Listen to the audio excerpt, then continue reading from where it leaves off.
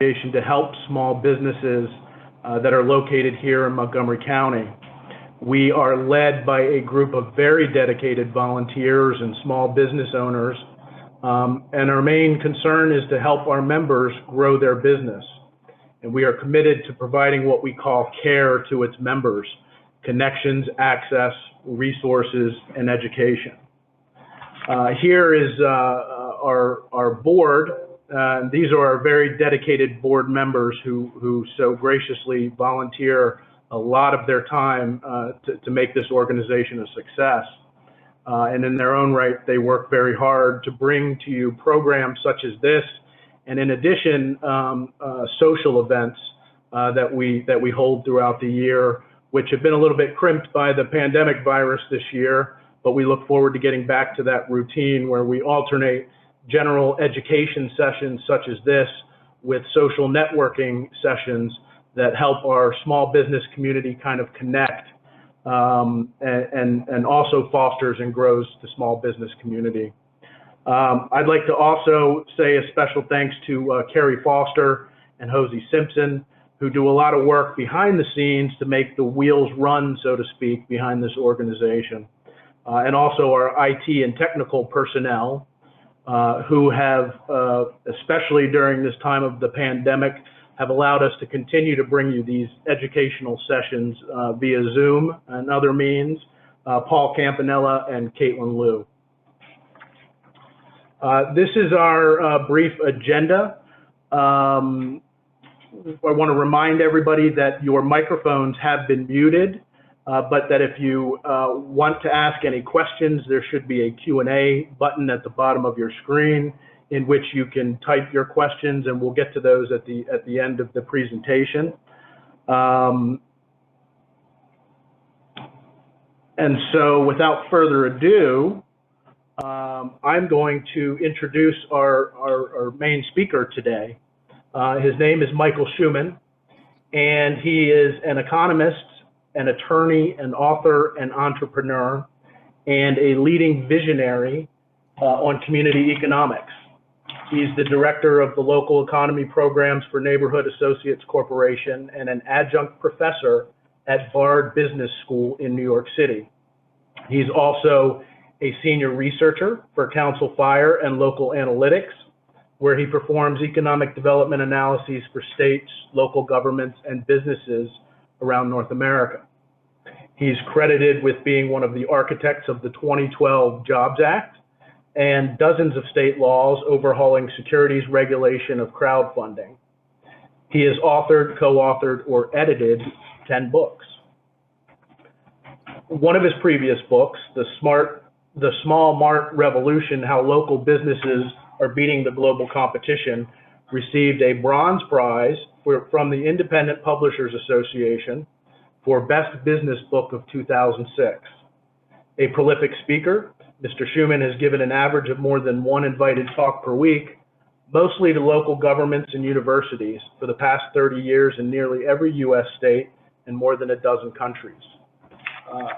Mr. Shuman today will be discussing the challenges facing small businesses and opportunities to revitalize them. And he will also reflect on his recent experience having served on the Montgomery County Economic Advisory Group.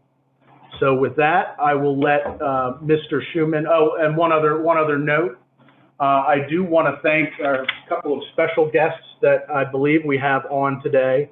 Tom Hucker, who is the council president for Montgomery County, and Gabe Albornoz, council vice president. And we want to thank them in particular, and the council in general, for their continued support of our organization and advocating on behalf of our small business community. So with that, I will let Mr. Shuman take it away and enjoy the presentation. Thank you. Thank you so much, Stan, for that kind introduction. And I need to make an introduction in turn as well, because I feel like our relationship was cemented by a very important person in my life, my wife, named Audrey Dumentot, who's the president of the Greater Civitan Society of Silver Spring. And I want to give just a moment of my time to Audrey in appreciation of that introduction. Hello, everyone. Good morning. Yes, as Michael said, I'm the president of our Greater Silver Spring Civitan Club here, and we are part of Civitan International, which is a global organization that is dedicated to serving people with intellectual and developmental disabilities. Now, there are about 534 Civitan clubs east of the Mississippi, but there's only one in Montgomery County, and actually there's only one in the, let's say, the greater metro DC area that focuses in Maryland. In the past year, we have assisted two organizations, the ARC of Montgomery County and Sunflower Bakery, to obtain grants to support their occupational training programs.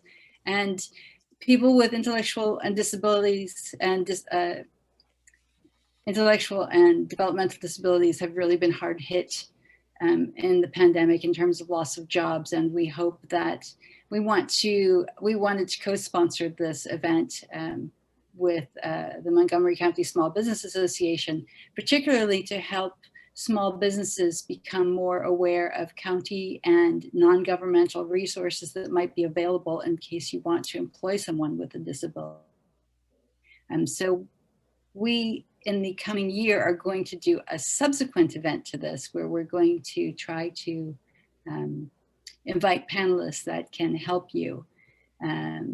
We found that large organizations often have a structure to hire people with disabilities, but the smaller organizations don't. And actually there are county resources and people who can coach and train these employees for you and make a really valuable contribution in a cost-effective way to your business. So let me turn that back over to Michael now, and we hope to be interacting with you in the future in a Civitan capacity. Thank you, Audrey. And why don't you just leave your email and Civitan contact information in the chat. So I am going to share my screen here, and hopefully, Stan, can you let me know if my first slide is visible? You are visible. Fabulous. Okay. So I have titled the talk this morning as Reboot, Revitalize, and Rebel: Why the Future of Montgomery County Depends on Small Business.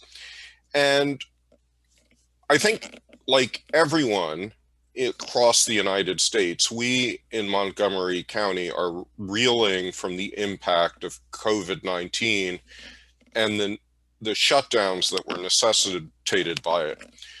Many of our small businesses are hanging by a thread, and at the same time, county resources and local government resources have been greatly reduced because of the impact on the tax base. So it's really incumbent on all of us to figure out new ways of assisting business and assisting economic development that are at a low or no cost.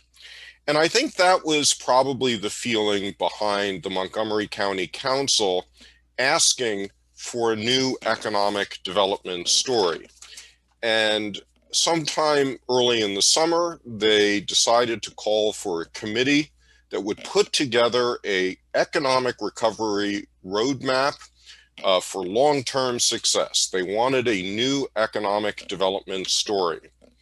And about 36 of us in the county were invited to participate in this. And I put in probably about 100 hours, several dozen meetings, wrote 2 long memos. I was the only person to write memos, but I thought they were going to have a profound impact.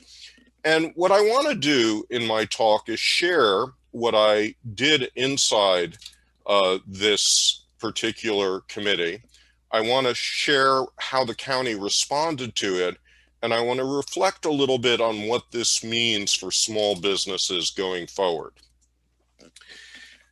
There is a traditional story of economic development, and this story pretty much guides economic development councils across the United States, and I would say especially in Montgomery County. And the story goes something like this. The key to prosperity is to bring new money into the community. Without new money, you can't really grow the economy. And the one way you can bring new money in is by exporting more stuff. And exports often come with manufacturing. So therefore, we should try to induce as many high-powered manufacturers and other big companies to come into our community, and if necessary, we will pay them incentives in the form of tax abatements and other grants. Almost everything about this story is wrong. So the first thing that's wrong with that story is the belief that the only way an economy can grow is with new money. So again, the argument is that by exporting goods and services, you bring new money in, whereas existing small businesses, they just sort of sell back and forth to one another, and that doesn't increase the wealth. Well, that turns out to be nonsense, because what is ignored is that any jurisdiction is importing stuff all the time. And what happens if a local sale substitutes for an import and you retain $1? What's the difference between $1 earned from an export and $1 retained because you've expanded your economy and accomplished import substitution? And the answer is there is no difference whatsoever, except there's a lot of reasons to favor import substitution that economic development authorities do not recognize. One of the things that one learns as you look at the flows of money in and out of a given jurisdiction is how much money is leaking. And if you can plug those leaks by expanding local business and local purchasing and local investment, it can have a profound impact on jobs. So this is a study that I did for a fairly large county, a little bit smaller than Montgomery County, but a large county in North Carolina, Cabarrus County, in 2012. And what I found is that if the county was able to effectuate a 25% shift of expenditures from non-local goods and services to local goods and services, you could create 9,500 new jobs, paying $400 million and generating almost $60 million of new taxes. Those numbers, by the way, in Montgomery County would be significantly higher if we did a leakage analysis here. The second problem of the traditional story of economic development is the belief that there are certain businesses, like manufacturing, that are base businesses. And these are the businesses that actually support the economy because they pay the best wages. And in point of fact, this was true 50 years ago, even 25 years ago. But today, it turns out that services pay almost as much as manufacturing, and categories of services like professional services, financial services, and information services pay substantially more than manufacturing. So that theory is out the window. And then there's corporate attraction. So this woman here, Ann Markison, professor of public policy at the University of Minnesota, produced probably the best study of the effectiveness of corporate attraction policies.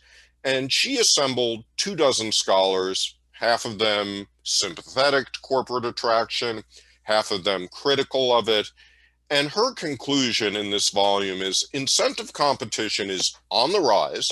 It is costly, generally inefficient, and often ineffective for winning regions. Now, clearly it's ineffective for losing regions, because if you put all of your energy into chasing Amazon, like Montgomery County did, and come up with nothing, you have lost completely time, money, and reputation. But the word I would challenge is often, because even if you win, you really are losing. Amazon's winners wound up paying something close to $400,000 or $500,000 per job. And this is increasingly common around the United States. These are the size of the incentive packages that outside attractions require.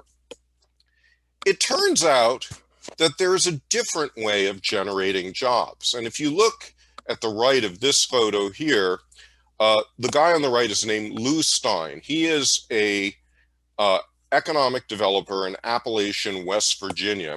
And for 5 years, Lou created about 500 jobs per year, not at a cost of $500,000 per job, but at a cost of about $500 per job. And how did he do this? Well, he basically rolled up his sleeves with people who wanted to start small businesses, help them with their business plans, introduce them to banks. And then he also knocked on the doors of existing small businesses and asked them a question that the previous Economic Development Authority almost never asked, which was, how can I help? And just those simple activities can create jobs at a very, very small cost. With these observations, I believe that there are 3 alternative rules for local prosperity. Rule 1 is you need to maximize the percentage of jobs in the community that are in locally owned business, most of them being small and medium-sized enterprise. Number 2, you need to maximize the diversity of local businesses in order to increase local self-reliance. And number 3, you need to create an entrepreneurial ecosystem. And I want to share a little bit on each of these points. So rule number 1 is maximizing local ownership. Ownership matters tremendously for economic development. And an economic development strategy that says, well, we're going to attract a lot of non-locally owned business is a disaster when it comes to the impact for economic development. This was a study done in British Columbia in 2013, looking at the relative impact on restaurants and retailers' spending. And what it shows is that if British Columbians spend $1 on restaurants and retailers, about 45 cents of that dollar is respent inside the province. Whereas if they put that same dollar into a chain restaurant or retailer, it's closer to about 18 cents on the dollar that stays in the province. So roughly speaking, every time a British Columbian resident mindfully spends $1 on a locally owned restaurant and retailer, the province enjoys 2.5 times the job effects, 2.5 times the income and wealth effects, 2.5 times the tax collections.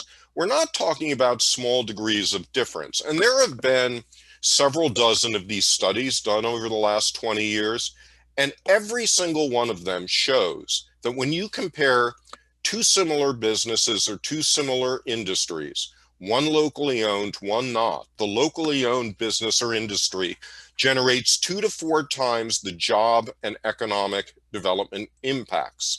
And there is not a single study that has shown otherwise. But you don't need to take my word for it. This is from the Harvard Business Review in the summer of 2010. And it's a regression analysis of communities across the United States. And it shows that in those communities with the highest density of locally owned business, there is the highest per capita job growth rate. But not just that, this study by the Federal Reserve in 2013 looked at counties across the United States and found that in those counties with the highest density of locally owned business, there is the highest per capita income growth rate. So in other words, if your goal, as it should be, is to increase social equality, reduce poverty. Locally owned businesses, most of them small and medium, are your best ticket for getting there. Rule number 2, maximizing local diversity of business, maximizing local self-reliance. So this is a study that I played a little bit of a role in that was done by the French think tank Utopies for the country of Mauritius. Mauritius is an island of 1 million people off of Africa. And Mauritius has had a pretty good run of economic development relative to other developing countries.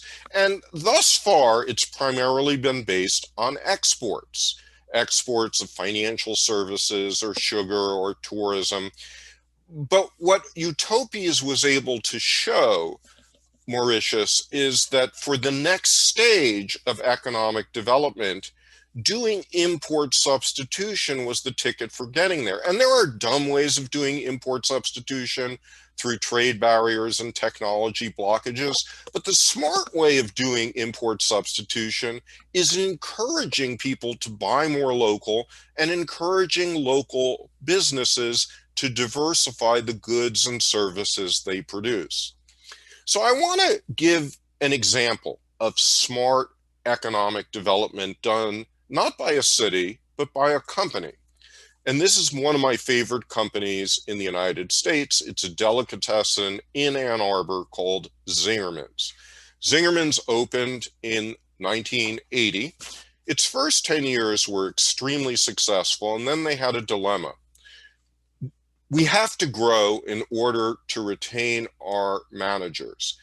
But if we become a chain and spread ourselves all over the country, 2 things are going to happen. One is we're going to lose quality control, and the other is that we, the founders of Zingerman's, are going to be in airplanes all the time rather than connecting with our community, which is why we wanted to set up the business in the first place. So they had a startling realization that there was a path to growth that was not growing wide across the United States, but growing deep in Ann Arbor. And they looked systematically at things coming into the deli and things coming out of the deli, and they saw growth possibilities. So, for example, they serve sandwiches on bread. They created a bakehouse. They serve coffee. They created their own coffee roasting company. They serve ice cream and cheese. They created their own creamery. And then looking at things coming out of the deli, they had good food, so why not create some sit-down restaurants like the Roadhouse? They had great cakes, why not create a export cake business across the United States? And they had great customer service, so they could train other businesses on all of the things they could do right to be more competitive in a training company called Zing Train. So in all, Zingerman's is now 12 locally owned companies. All of them have local partners. They co-license the brand. They are completely locally focused, except as you can see, many of the companies naturally grew from locally focused markets to other markets, and that's part of the natural process of economic growth. Zingerman's today is now about 750 employees with annual sales of $65 million. This is the way that real economic growth happens. And if Montgomery County were smart, we would encourage as many businesses as possible in the county to systematically go through this exercise, look at opportunities for substituting for local inputs, and look for opportunities of value adding on the products and services. Not only would that be good for the economy, but it's good for something else that we have learned the hard way that we need to achieve in economic development, and that is resilience. You cannot achieve resilience in your economy unless there is a greater degree of self-reliance. That is the basic lesson of COVID-19. Rule number 3 is to create an entrepreneurial ecosystem. And by an entrepreneurial ecosystem, I mean that we need to be attentive to 6 P's in economic development: planning, people, partners, purchasing, and policymaking. Planning means identifying leaks in your economy and systematically plugging those leaks. People means developing ways of supporting entrepreneurs.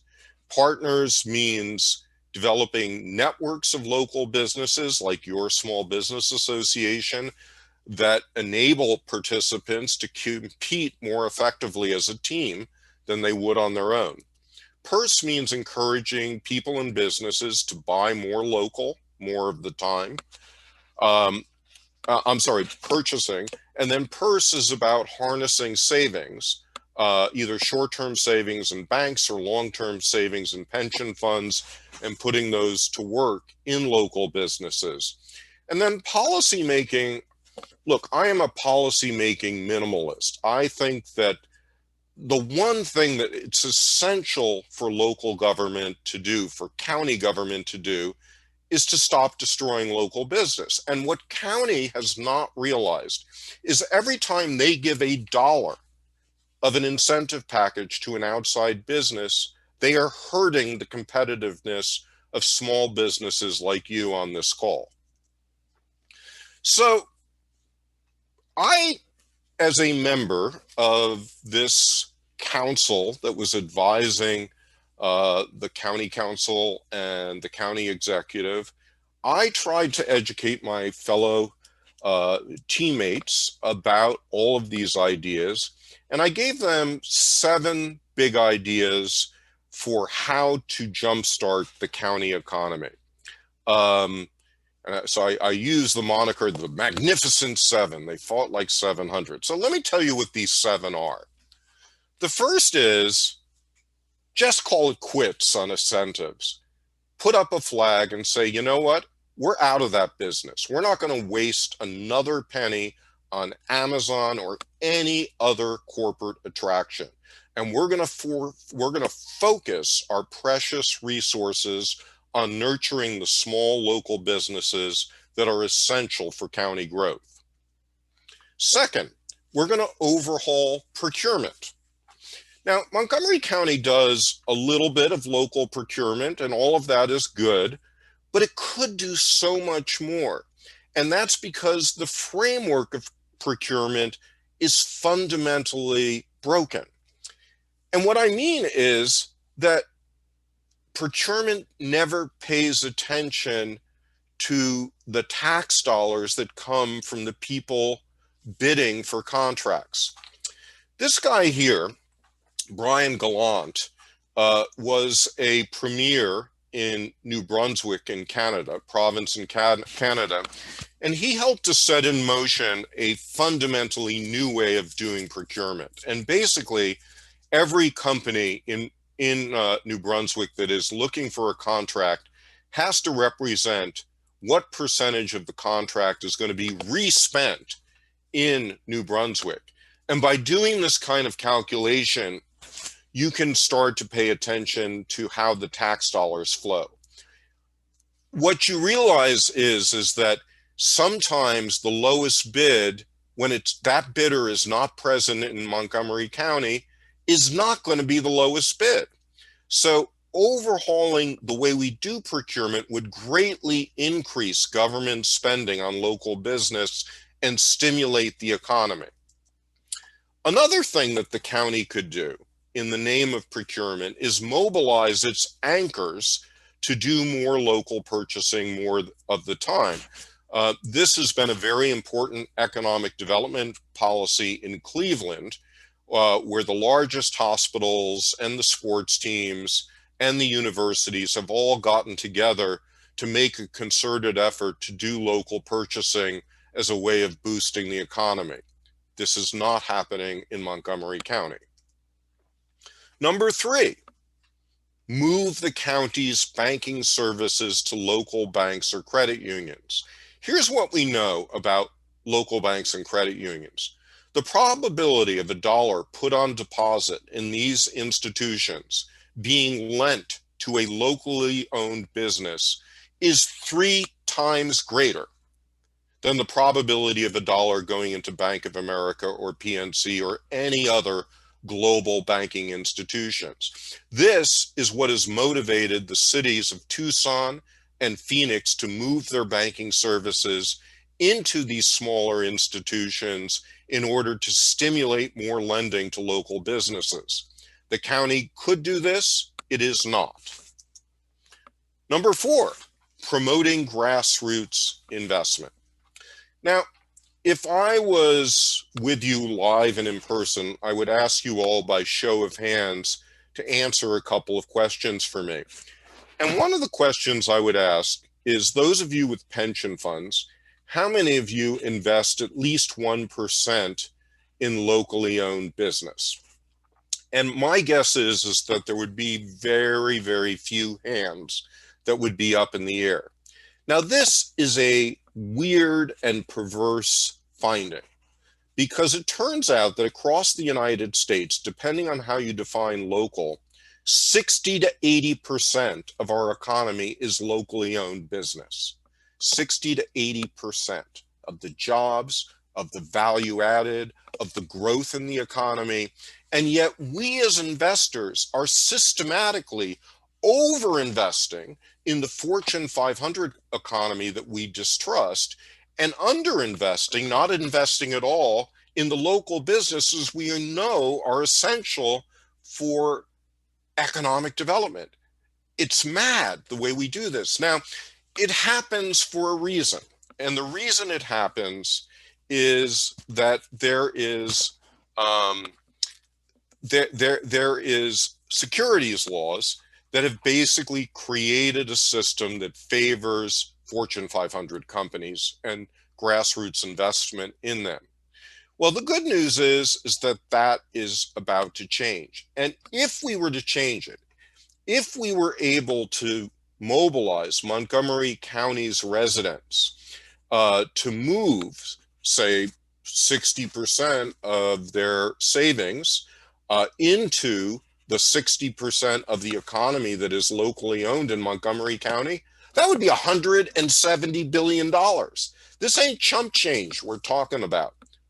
And even if you were to do 1% of that, say $2 billion, that would be a huge additional pot of capital that could go into Montgomery County small businesses. So how might we do that? Well, the good news is that as a result of changes in securities laws since 2012, we now can do investment crowdfunding on national crowdfunding portals like WeFunder.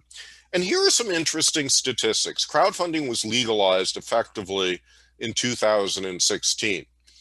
In the 4+ years since then, about 700,000 Americans have invested $500 million in several thousand companies.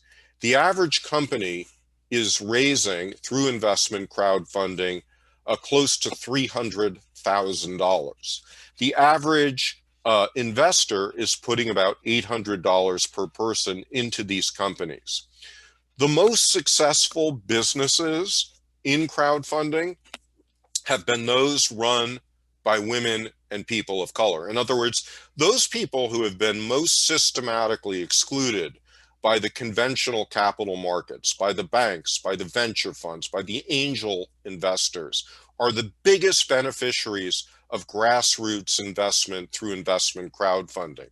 And there are some very simple ways that Montgomery County could promote investment crowdfunding.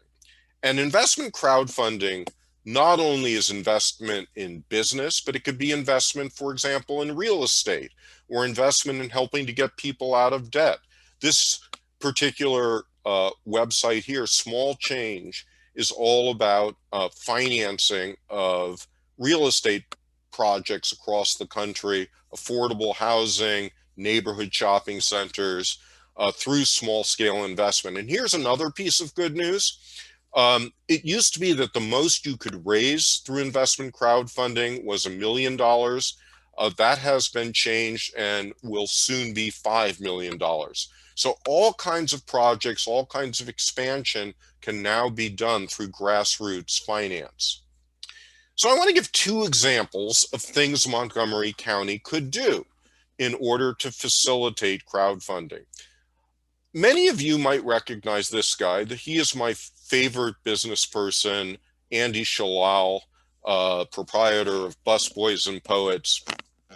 And when the COVID-19 crisis hit, Audrey and I thought, we need to adopt a business. We need to help a business through this crisis best we could. And we decided to put money in several businesses. And the first one we did was Busboys and Poets. And I basically contacted Andy and I said, look, I'm going to give you $1,000 check because I estimate that over a typical year in Busboys and Poets, I'm probably spending about $1,000 eating there. So I'm just going to pre-purchase it as a way of giving you cash flow. And I'm going to encourage all of my friends and neighbors to do the same thing. He was so pleased, he gave me gift cards for $1,200. So I got a 20% rate of return on my investment. How great. Now, it's not enough if Shuman does one pre-purchasing transaction. So what Montgomery County could do is what La Plata County has done. La Plata County is in Colorado, where Durango is located. And they set up a website called Local Futures that allows all kinds of struggling businesses to go on the site and invites pre-purchasing by residents of La Plata. Very inexpensive to do, huge benefits to struggling small businesses. A second example that's, again, really cheap to do is my colleague Stephanie Geller and I have set up something called the Maryland Neighborhood Exchange. This is a website that if you Google, you can find it. And we are basically listing all the companies in Baltimore that are looking for investment crowdfunding money. And we're mobilizing investors in Baltimore to go to these companies. And we reckon that over the last 18 months, we have helped to put about, $2 million into 20 plus companies in Baltimore, many of them run by entrepreneurs of color. Now, this is honestly, it's a crummy website. We put almost no money into it.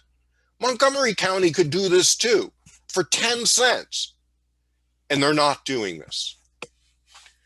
Number 5, the county could create its own investment funds. And what I'm thinking of here is not an investment fund that would use county money, rather an investment fund that was run by the county that invited grassroots investors to put money in.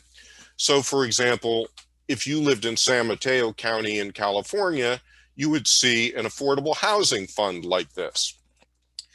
But there are a whole bunch of designs for local investment funds. Last year, I wrote a handbook called Community Investment Funds, a how-to guide for building local wealth, equity, and justice. We have 10 case studies in here on how to do local investment funds. For example, the Boston Impact Fund has $10 million that it's investing in entrepreneurs of color in lower income communities in Boston. Good Works Evergreen in Montana is putting money into legacy businesses to help older business owners retire and reposition the companies in local ownership. There's PV Grows, Pioneer Valley Grows in Western Massachusetts that enables local food businesses to get capital from grassroots investors. All of these things are possible, demonstrated ideas for Montgomery County if they were interested in doing them to promote small businesses. Number 6, Montgomery County could create investment tax credits, perhaps through its property taxes. Going back again to one of my favorite Canadian provinces, New Brunswick, they recently enacted a 50% investment tax credit. Every time a New Brunswick resident invests a dollar in a local business in New Brunswick, they get 50 cents off of their provincial taxes. Now, that's an amazing boost. This has inspired state legislators in Michigan to introduce a similar bill, and I am encouraging other legislatures around the country to do the same thing. And by the way, the legislators in Michigan introducing this are right-wing conservative Republicans. So this is something that can draw across the board political support.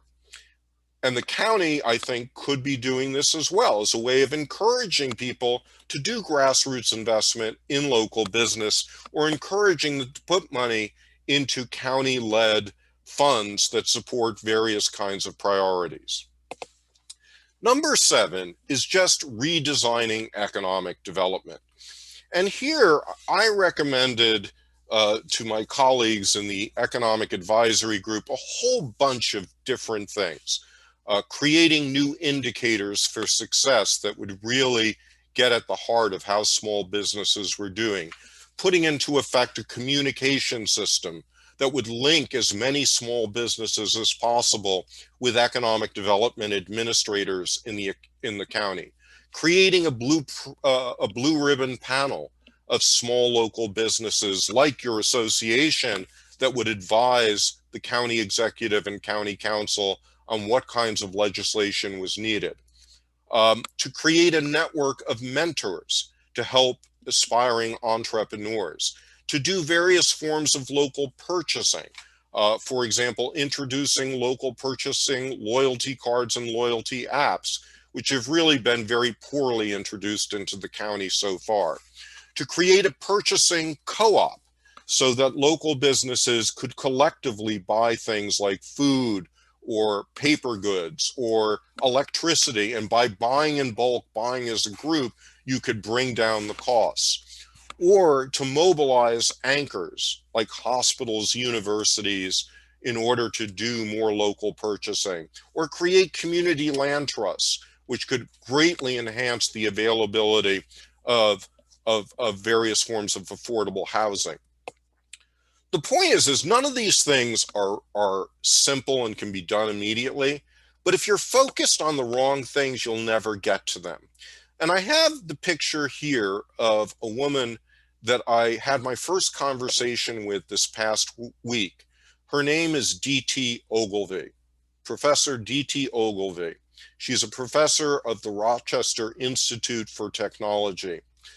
And the mayor of Rochester looked back over the legacy of economic development in his community over the last generation or so, and saw we were a town that really put our bets on a couple of globally focused companies like Kodak and Polaroid.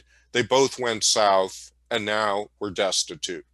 We need a fundamental reboot of economic development.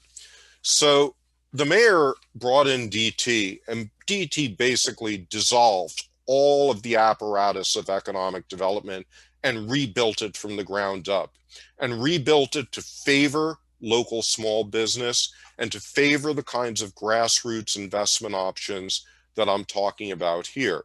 It can be done, and it has positive impact when it is done. One thing I want to point out, and I pointed this out to my colleagues on the advisory council, that every single one of my recommendations was cost effective. In other words, if you end attraction subsidies, you save money.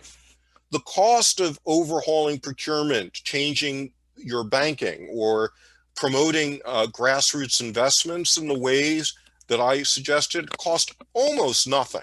Almost nothing. In order to create county investment websites, it would cost something, but not very much. Remember, almost all the capital is coming from outside, from grassroots people putting money into these county funds. Unless there is a sudden tidal wave of grassroots investment, I think tax credits would have very low impact on the county. And the cost of redesigning the economic development authorities in the county would be pretty trivial as well. So I presented all of these things to my fellow people on this council last summer, and I spent all of the autumn pushing them. And the final report was issued, and here was the result of all of that work. Every single one of my recommendations was excluded from the final report. Every single one of them. Now, it's worse than that, because when you read the opening of this roadmap, which it really is a roadmap to nowhere. And this is the front part of the roadmap, the vision, the action plan. And I'll just read to you a few little pieces of it for those of you who haven't had a chance to look at it. But it says, for example, second paragraph, the county should embrace and expand competitive advantages offered through its national leadership in the life and regulatory science arenas. In other words, old style economic development. This is all about bringing outside companies in to take advantage of our comparative advantage in the health sciences. And then to skip down a little bit there, with counties' existing assets and building on strong partnerships, it is well positioned to grow its role in the life and regulatory sciences arena, and also be a leader in the healthcare technology and the application of artificial intelligence and quantum computing on business operations. Now listen, there's nothing wrong with these businesses. I love these businesses. They're doing fine. They don't need extra support from the county. It's all of us in the small business community that need additional kinds of support. And you would have to squint in order to find in this page or most of the other pages any mention whatsoever of local business.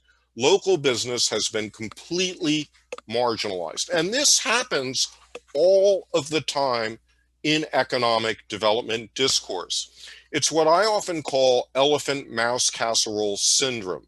That is, the Economic Development Authority says, hey, we support all kinds of businesses, big businesses, little businesses, non-local businesses, local businesses. It's like making a casserole out of one elephant and one mouse. It tastes a lot like elephant.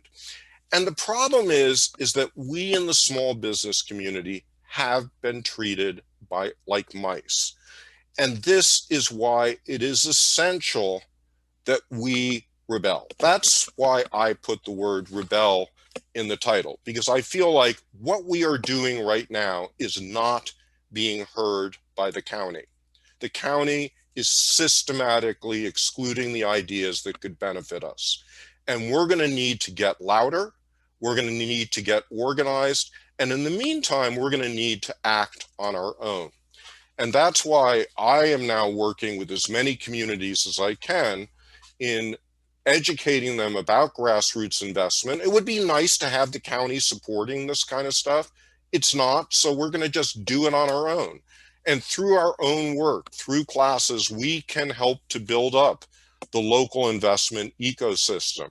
And I'll just mention, if you folks are interested in these kinds of topics, just go to my website, michaelhschuman.com, sign up. I'll send you more information about these classes, and we can get moving on creating this local investment ecosystem.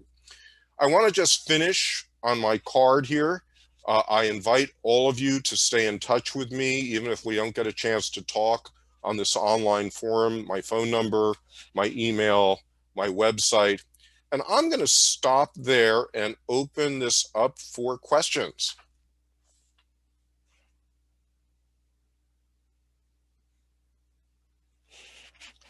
And Stan, I can't hear you.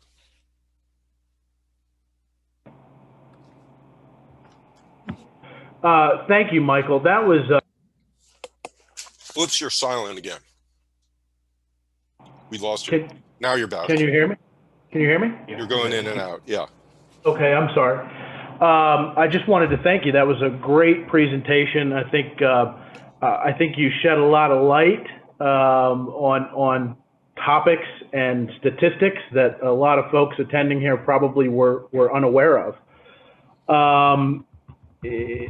We're going to open it up to questions. I think some of them have been answered as we've been going here. We're going to wait a couple of minutes and see if we have some other questions that come through.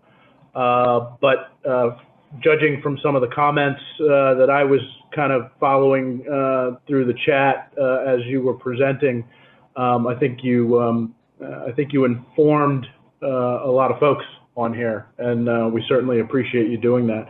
We also appreciate you having taken part in the Montgomery County Economic Advisory Group and sharing your ideas with them, and hopefully there'll be some movement on that. So I guess time will tell. Hope springs eternal. And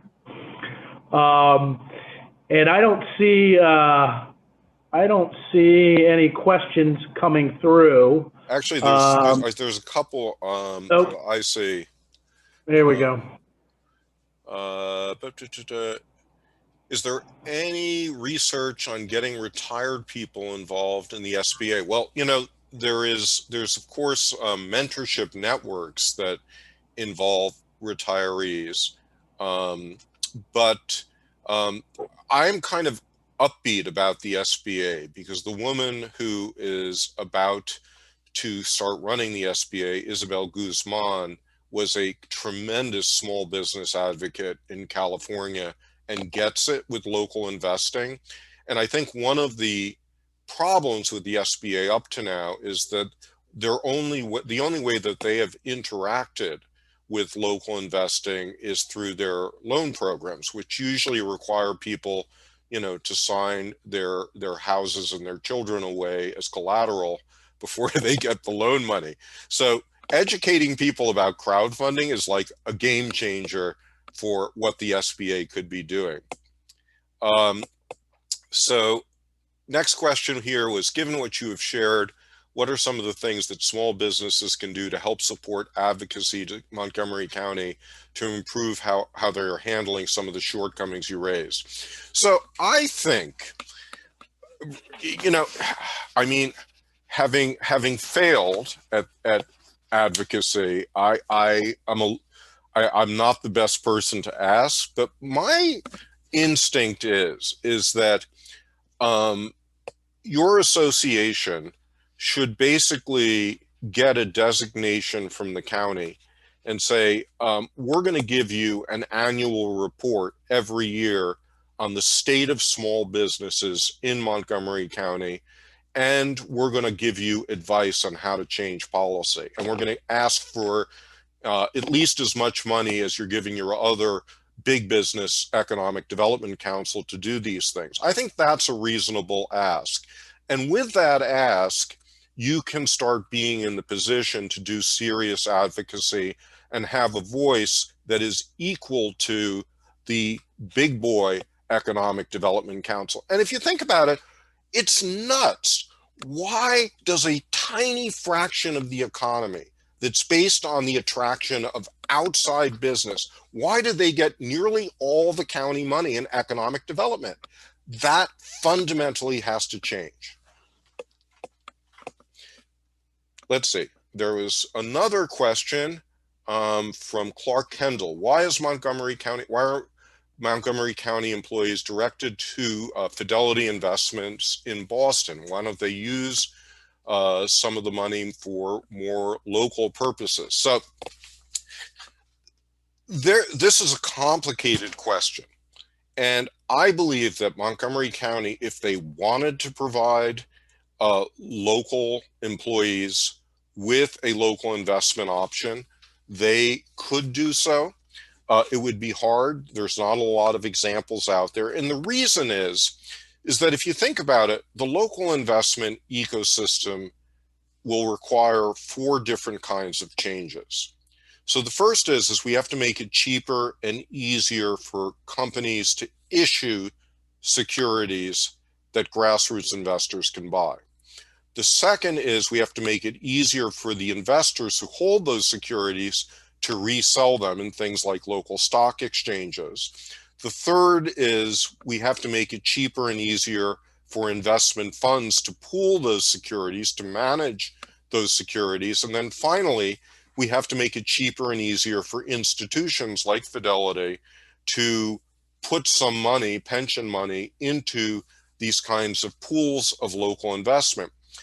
And if you think about it, it's hard to begin at the employee investment side to start with. And that is, you're never going to get a company like Fidelity to invest in local investment funds unless they have a track record. You're never going to get a critical mass of local investment funds unless there are stock exchanges that enable you to know what the value of the securities in your fund really are. And you're never going to get local stock exchanges unless there is a critical mass of local securities. So what's happened in the law in the last 4 years especially, is we're now seeing an explosion of local securities. So I think there is pressure building to do the other things, local stock exchanges, more local investment funds, and then finally, employee retirement options. We're getting there. It's just going to take a while. But here is a simple thing that Montgomery County could do, which is teach people how to use self-directed IRAs and solo 401ks for local investing, because those are the mechanisms you can use to gradually transfer your funds from old style 401ks and old style IRAs into mechanisms that you control and can then put into local securities. Let's see. How do you account for Montgomery County's position in the report?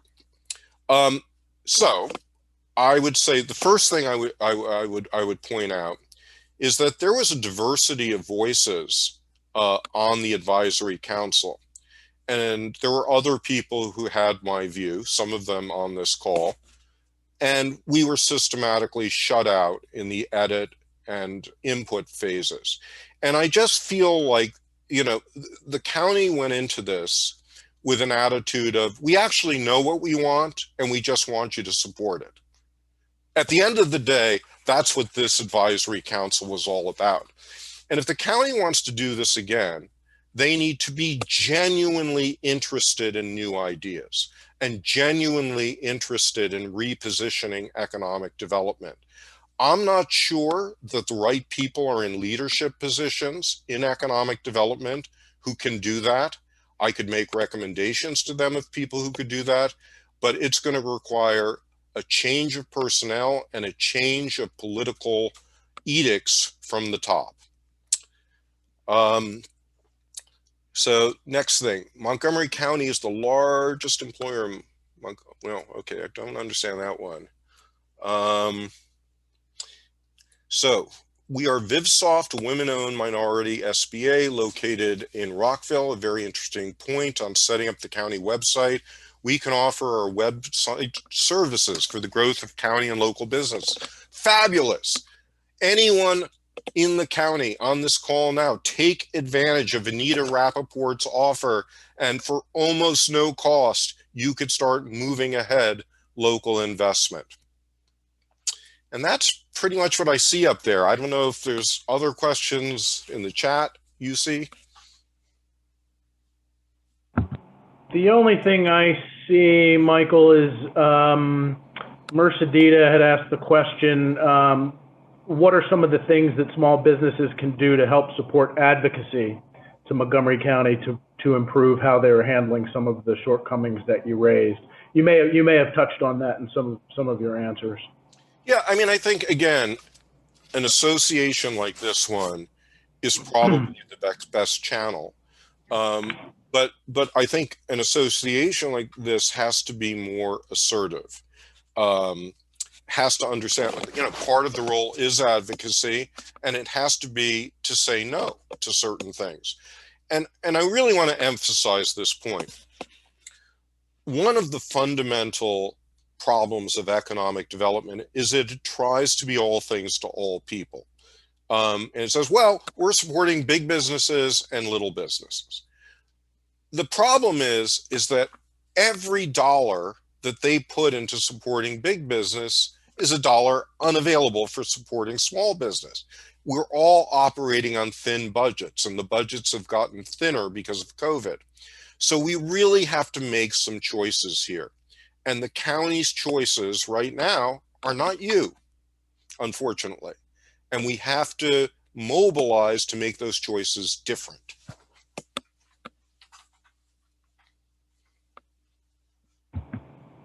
Okay, that's all the Q&A that I see, the questions submitted that I see. So I guess we'll kind of end it here. Again, I would like to thank you, Mr. Michael Shuman, for giving that incredible presentation. I see that we have posted your contact information in the chat. I know you had it on the last slide of your presentation as well. I want to thank you and Audrey, of course, for being with us today. I also want to thank all of our attendees for being with us today. And I want to reiterate that if you are a participant on this call and you are not yet a member of the association, we encourage you to visit our website. You see it here posted on the presentation, and sign up. We've had some success in advocating for small businesses, and as I mentioned in the beginning, we alternate months with social engagements as well as these opportunities for learning, as we did here today in our general sessions. And we very much look forward to getting back together with everybody in person when the situation allows. So again, I guess we'll end it there. Thank you, everybody, for your time. Take care. Be safe. Thank you. Bye-bye.